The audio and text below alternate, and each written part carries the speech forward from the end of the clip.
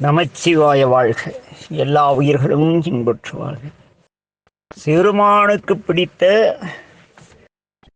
8 வகையான மலர்கள் பற்றி சிந்தித்துக் கொண்டிருக்கிறோம். இங்கே மலர்கள் என்பது என்னுடைய பெயர். இறைவனுக்கு பிடித்த மிக சிறந்த நம்மிடத்தில் இருக்கக்கூடிய குணங்கள். இதில் கொல்லாமை, 5 இடங்கள் பொறுமை பார்த்தோம். அடுத்து இரக்கமுடைமை. என்ன, பிறர் துன்பத்தை பார்க்கும் பொழுது இரக்கப்பட வேண்டும். ஒரு செடி வாடி இருந்தால் கூட, இறைவா இந்த செடி வாடி இருக்கிறதே, மழை பொழிந்தால் செழிக்குமே என்ற எண்ணம் வர வேண்டும். யார் பசியோடு இருந்தாலும் அந்த பசியை போக்கக்கூடிய இரக்கம், அது இதயத்திலிருந்து வருவது இரக்கம். என்ன, அந்த இரக்கம் நமக்கு வேண்டும். ஒருவன் அறியாமையில் இருக்கின்றான் என்றால் அவனுடைய ஐயோ இவர் அறியாமையில் இருக்கின்றாரே என்று இரக்கப்பட வேண்டும். நாம் சித்தாந்த ரீதியாக பதியோடு பசுவாகி நாம் தோன்றிய பொழுது நம்முடைய ஒரு பேதமை தன்மை கண்டு இரக்கம் கொண்டதால் இந்த பிறவி, இந்த பிரபஞ்சம் எல்லாம் வந்தன. ஆக இறைவன் நம்பால் கொண்ட இரக்கத்தின் வழிபாடு இந்த வாழ்க்கை. ஆக நாமும் பிற உயிரிடத்து இரக்கத்துடன் நடந்து கொள்ள வேண்டும். இரக்கம்னா வள்ளினரா போற்றாதீங்க. இரக்கம், அப்படி இரக்கம்னா கீழ் நோக்கி செல்லுதல். இது இரக்கம் என்றால் கருணையுடன் இருத்தல். கருணை இருத்தல் அல்ல, கருணையுடன் செயல்படுதல். பரிதாபப்பட்டு உதவணும், அதுக்கு பேரு இரக்கம். அடுத்ததாக 5வதாக அறிவு. ஆமா, அறிவு இருக்க வேண்டும். அறிவுன்னா எப்படி? பகுத்தறிவுன்னு சொல்லிக்கிட்டு இல்லைன்னு சொல்லிட்டே இருக்கக்கூடாது, தேடணும். என்ன, தொட்டனை தூரும் மணற்கேணி மாந்தர்க்கு கற்றனை தூரும் அறிவு. நிறைய படிக்கணும். கல்விக்கு கரையே கிடையாது, படித்து கொண்டே இருக்கலாம். தினம் தினம் தினம் தினம் நிறைய அறிவு சார்ந்த விளக்கங்கள் வந்து கொண்டு இருக்கின்றன. இன்றைக்கெல்லாம் இந்த செல்ஃபோன்லேயே போய் கூகுளில் போய் உங்களுக்கு எந்த சப்ஜெக்ட் கேட்டாலும் ஒரு 5-6 விளக்கம் வரும். அதில் எது உண்மையாக இருக்கிறது என்று தெளிய நமக்கு அறிவு வேண்டும். இந்த அன்னாபிஷேகம் நாளை வருகிறது. இந்த அன்னாபிஷேகத்தை பற்றி வேடிக்கையாக சொல்வார்கள். எல்லாம் சாமிக்கு அன்னாபிஷேகம், எல்லாம் அரிசி கொண்டாங்க, பருப்பு கொண்டாங்க, ஊறுகாய் கொண்டாங்க, என்ன அந்த காய் கொண்டாங்க, இந்த காய் கொண்டாங்க, எல்லாம் சாமி சாப்பிடுவாரு. என்ன, சாமிக்கு ஒரு படி சோறு போதும் அந்த திருமேனிக்கு அலங்காரம் செய்ய. ஆனால் அந்த அலங்காரம் செய்த சோறை சாப்பிட நாம் நிறைவு இருக்கிறோம் அல்லவா? ஆனால் தினந்தோறும் அந்த சாமி சாப்பிடுகிறாரா, நைவேத்தியம் சுத்தபத்தமாக செய்கிறாங்களா, சிந்தனை கிடையாது.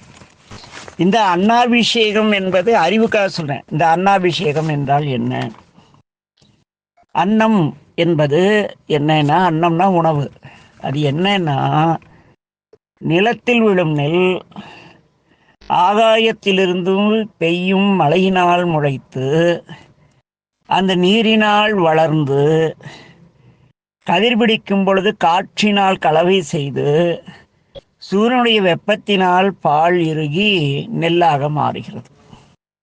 இத்தனை நடக்குது. ஒரு நெல் உருவாக, ஒரு விதை உருவாக இவ்வளோ நடக்குது. முதல்ல நெல் பூமியில் விழுதா, மழை எங்கிருந்து வருது? ஆகாயத்திலேருந்து பெய்தா. நீர் எங்கே? மழை தானே நீர். அந்த நீரில் வளருதா? நீர் இல்லைன்னா வளருமா என்ன? நெல் வளராது. அப்புறம் காற்று, அந்த கதிர்பிடிக்கிற காலத்தில் காற்று இளம் தென்றலாக வீசும் பொழுது அந்த இனச்சேர்க்கை என்ன ஏற்பட்டு அது கதிர் பிடித்து அது நெல்லாக மாறுகிறது. என்ன, இந்த நெல் என்ன கதிர் பிடிச்சது என்ன ஆகுது? அது அப்படியே பால் நெல்லா இல்லாமல் சூரியனுடைய வெப்பத்தினால் இறுகி உணவுக்குரிய அரிசியாக மாறுகிறது. ஆக இன்னொரு இடத்துலையும் காற்று உதவி செய்து, காற்றின் உதவியுடன் கதிரடித்து நெல் உமி நீக்கப்பட்டு அரிசியாகி வருகிறது. ஆக இது அரிசி உருவான விதம். இதிலும் பஞ்சபூதம் தொடர்புடையது. மற்ற எதற்கும் இந்த தொடர்பு வராது. அரிசி இந்த சாப்பாட்டுக்கு மட்டும்தான் வரும். இந்த அரிசியான பிறகு என்ன பண்ணுறாங்க? மண்ணாலான பானையில் நீரிடப்பட்டு காற்றின் துணையால் எரியும் நெருப்பில் வெந்து உணவாகி ஆகாயத்தின் கீழுள்ள அனைத்து உயிர்களுக்கும் உணவாகிறது. இப்படி இந்த நிலம், நீர், தீ, காற்று, நிலம், நீர், காற்று, நெருப்பு, ஆகாசம். நெருப்புன்னா புரியாதா? நிலம், நீர், காற்று, தீ, ஆகாசம் என்ற பஞ்சபூதங்களின் கலவையாக இந்த உணவு திகழ்வதால் இதை இறைவனுக்கு அந்த ஐப்பசியில் முதல் அறுவடை முடிந்ததும் அது நன்றி பாராட்டும் வண்ணம் இறைவனுடைய திருமேனிக்கு மட்டும் அலங்காரம் செய்து ஆளுக்கு ஒரு கைப்பிடி எடுத்து செல்வோம். அது வீட்டிலே இந்த அரிசி வைக்கிற பாத்திரத்தில் மஞ்சள் துணி கட்டி போட்டோம்னா உணவுக்கு பற்றாக்குறை இருக்காது. இது இந்த அன்னாபிஷேகத்தோட தெளிவான விளக்கம். அது தெரியாத ஒரு நோட்டீஸ் போடுவாங்க, அன்னாபிஷேகத்திற்கு தேவையான அரிசி, பருப்பு, காய்கறிகள் ஆலயத்துக்கு கொண்டு வந்து தரலாம். நம்மள என்ன பண்ணுவான், மூட்டை மூட்டையே கொண்டு போவான், கொடுப்பான். ஏதோ ஒரு 2 சிப்பம் சாமிக்கு போட்டு மீறி ஆள் கொஞ்சம் பங்கு போட்டுக்க வேண்டியதானே. சில கோயிலில் நைவேத்தியத்தை வச்சுக்கிறாங்க, சில அந்த கோயில் குறுக்கள் எடுத்துகிட்டு போயிடுறாரு. இல்லைன்னா சிவனடியார்கள் அப்படி இருக்கிறவங்க இதை வாழ்வியல் தொழில் வச்சுருக்காங்களே, சாமிக்கு அலங்காரம் பண்ணுற தொழில் செய்கிற ஆட்கள் கூலிக்கு பதிலாக அரிசி எடுத்து போவாங்க. இப்படி ஏதோ நடக்குன்னு வைங்க. சிவனடியார்கள் என்ற பதாமர்களுக்கு பொருந்த அது திருமேனி அலங்காரிப்பாளர்கள், அதாவது பியூட்டி பார்லர் மேன்ஸ் அப்படி. ஆக இதுக்கு ஒரு செயல் நடக்கிறது என்றால் அன்னாபிஷேகத்து இது உதாரணத்திற்காக ஏன் இந்த செயல் நிகழ்கிறது என்று நம் திருவள்ளுவம் பேசும் அல்லவா. எப்பொருள் யார் யார் வாய் கேட்பினும் அப்பொருள் மெய்ப்பொருள் காண்பதறிவு. யார் மூலம் எந்த வார்த்தை கேட்டாலும் உண்மைத்தன்மையை அறிந்து கொள்ளக்கூடிய தன்மைக்கு அறிவுன்னு பேர். என்ன அறிவுன்னா என்ன? அது மிக சிறப்புடையது. ஒரு 3 எடுத்துக்கோமே. எப்பொருள் எத்தன்மை தாயினும் அப்பொருள் மெய்ப்பொருள் காண்பதறிவு. எந்த பொருளாக இருந்தாலும் இது சிவலிங்க திருமேனியா அன்னாபிஷேகமா ஏண்டா அப்படின்னு சிந்திக்கிறது அறிவு.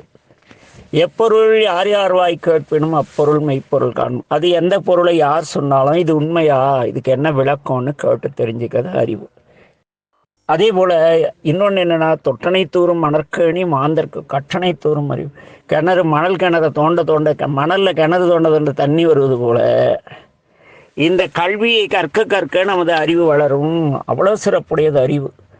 அதனால் பெருமானுக்கு இந்த அறிவு மிகவும் பிடிக்கும். ஒவ்வொன்றை தெரிந்து கொள்ளக்கூடிய ஆர்வமுடைய ஆன்மாக்களை இறைவனுக்கு பிடிக்கும்.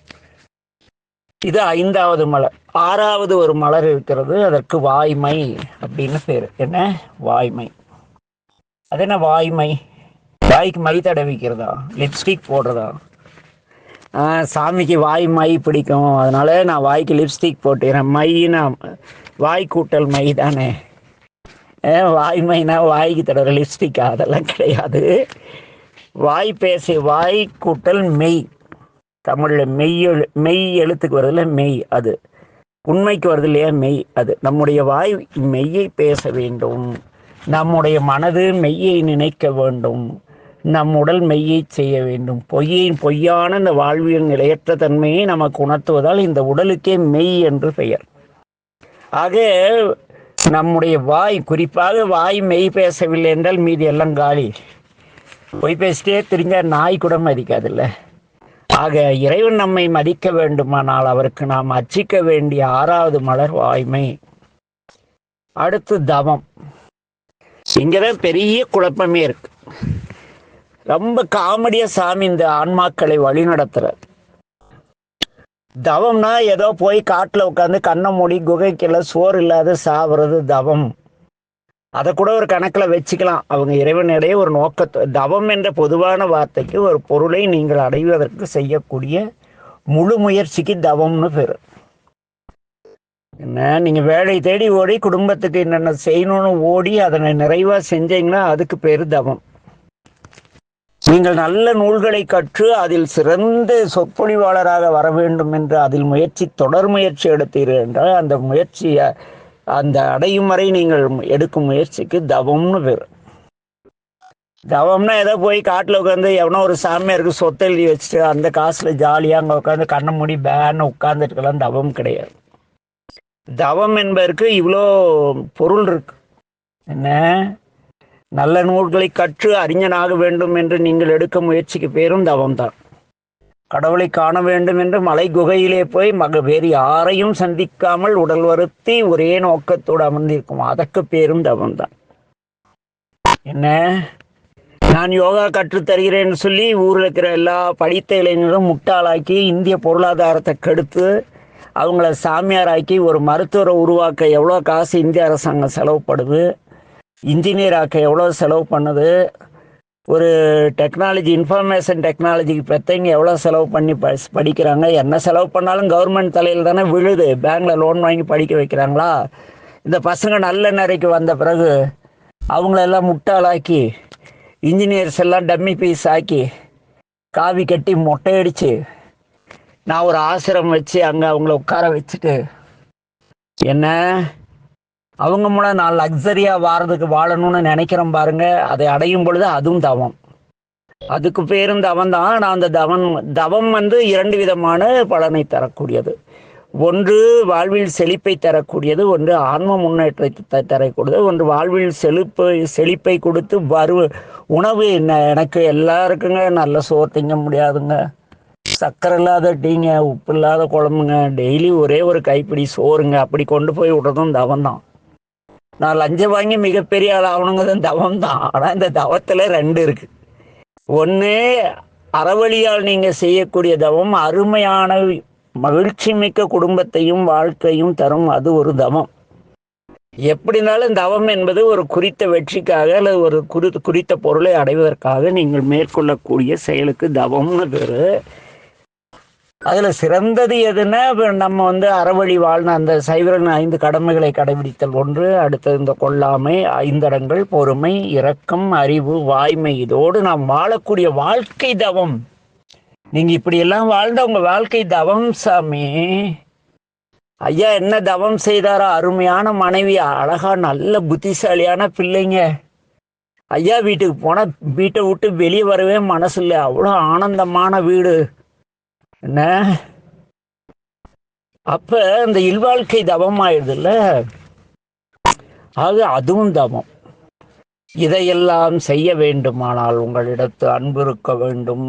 இது 8வது மலை. அது ஏன் அன்பை கடைசியில வச்சாங்கன்னா, அன்பு முதல்ல அன்பு எப்ப வரும்னா, நீங்க கொல்லாமை செய்து 5 அடங்கல் செய்து பொறுமையோடு பொறுமையோடு இருந்து இரக்கத்தோடு உதவி நல்ல ஞான நூல்களை கற்று அறிவை தெளிவுபடுத்தி கொண்டு பொய் பேசாமல் வாய்மையோடு வாழ்ந்தால் அந்த வாழ்க்கை தவம்.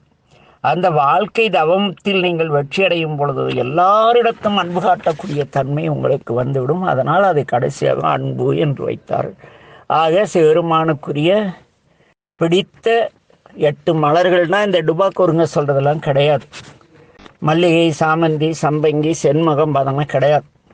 அது திருமேனிக்கு அலங்காரம் பண்ணால் அழகாக இருக்கும், கோயில் கருவறை வாசமாக இருக்கும், தலையில் வச்சா வாசமாக இருக்கும், அது வேறு. ஆனால் இங்கே இறைவனுக்கு பிடித்த என்பெரும் குணமாகிய மலர்கள் 8 மலர்கள் என்னென்னா கொல்லாமை, 5 அடங்கல், பொறுமை, இரக்கம், அறிவு, வாய்மை, தவம், அன்பு. கிறித்துவத்திலும் இந்த இரக்கம் வாய்மை பேசப்படுகிறது, தவம் பேசப்படுகிறது, அன்பு பேசப்படுகிறது. எல்லோரிடத்தும் அன்பு காட்டுங்கள், என்னிடத்து அன்பு காட்டுவது போல பிறரிடத்திலும் அன்பு காட்டுங்கள் அப்படிங்கிறார் இயேசு. எங்கிருந்து எடுத்தது? இங்கிருந்து தான்.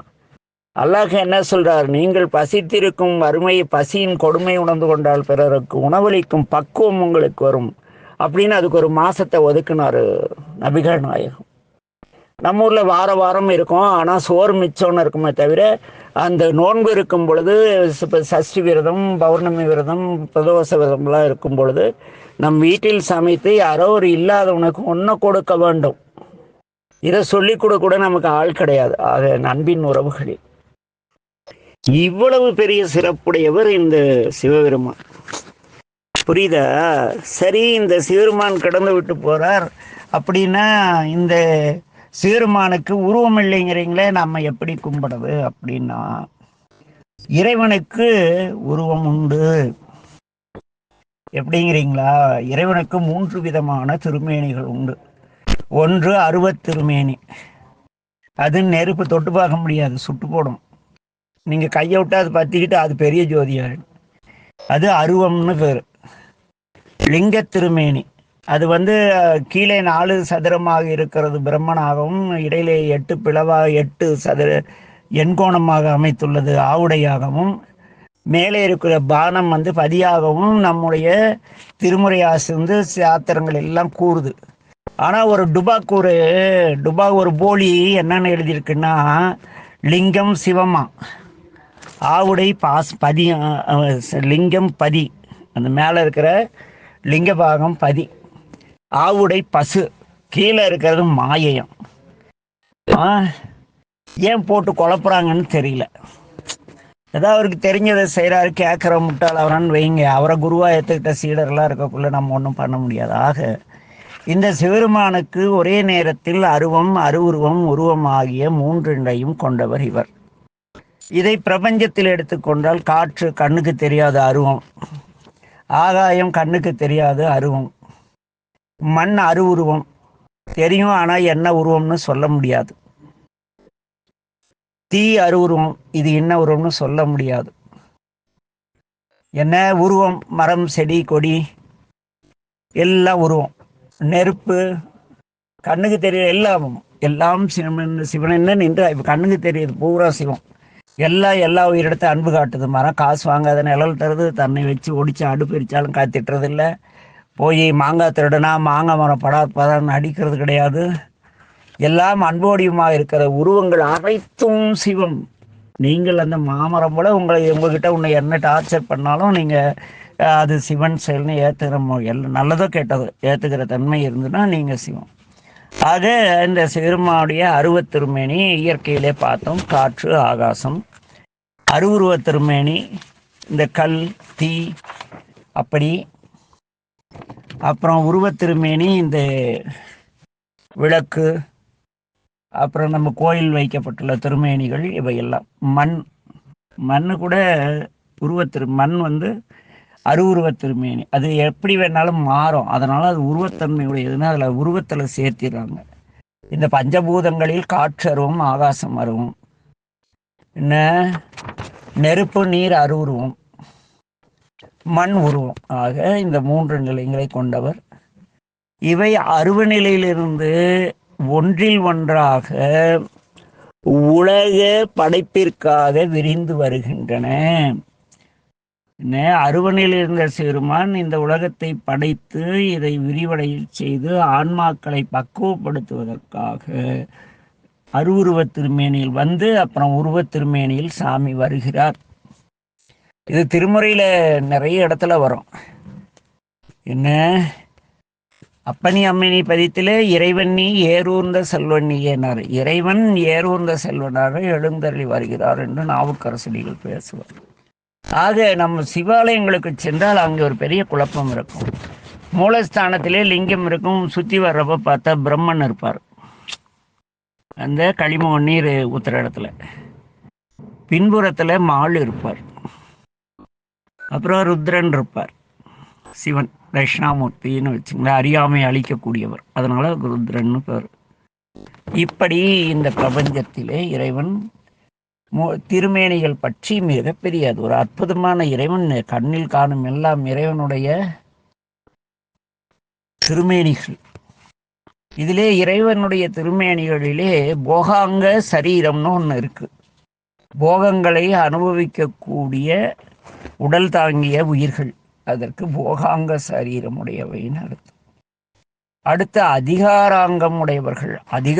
அவங்க கண்ணுக்கு தெரிய மாட்டாங்க, அவங்க சொல்படி பிரபஞ்சம் இயங்கும். அதுக்கு அதிகார சரீரம்னு பேர். அதுக்கு அடுத்து இறைவன் எங்கெங்கு இருக்கிறார், எந்தெந்த பொருளில் அருவமாக இருக்கிறார் என்று கூறுவதாக இதை 3 பற்றியும் அடுத்த பதிவிலே சிந்திப்போம் என்ன என்று கூறி இறைவனுடைய தனி சிறப்பை மேற்கொண்டு தொடர்ந்து சிந்திப்போம் என விடைபெறுகிறேன். நமச்சிவாய வாழ்க. எல்லா உயிர்களும் இன்புற்று வாழ்க. திருச்சிற்றம்பலம்.